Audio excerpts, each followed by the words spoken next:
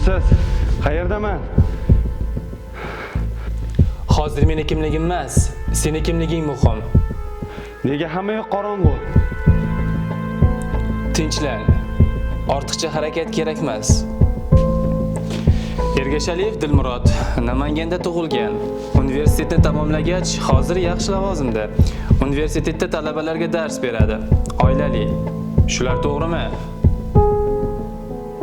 Ha. Savol: nega hayotingni buzmoqchi bo'lyapsan? Nima deganingiz bu? Olgan porangni aytyapman.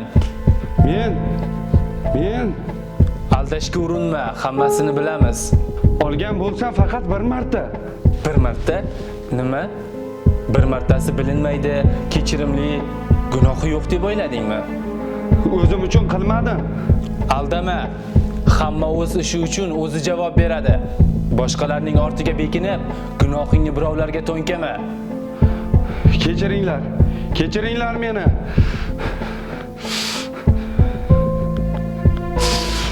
Dilmurod, sen pora olib o'zingni bir umr qo'rquv, hadiksirash va o'y shubhalar iskanjasiga tashlayapsan.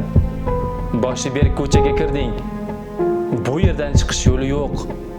Nahotki tushunmasang, axir nobud bo'lib ketasan. Nobud bo'lib ketsang, u nafaqat senga, balki ota-onang, yaqinlaring uchun ham qattiq zarba bo'ladi. Bugun birinchi porangni olib, ertaga buni to'xtata olmaysan.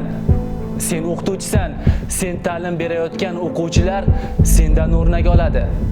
O'qituvchi bo'lib sen o'z lavozimingni suiiste'mol qilsang, kelajagimiz kimlarning qo'lida qolish haqida hech o'ylab ko'rdingmi? Hozir tanlash imkoniyating bor. Halol mehnat, peshona teri bilan topilgan nasiba yoki vijdoningni sotib, boshi berk ko'cha. O'zing tanla. Axir qo'llarim bog'langan-ku. Rostdanmi? To'xta. Kimsan? Iymoningman, iymoning. Dilmurod, eshityapsizmi? Mana buni olib qo'yasiz. Kelishdik-a?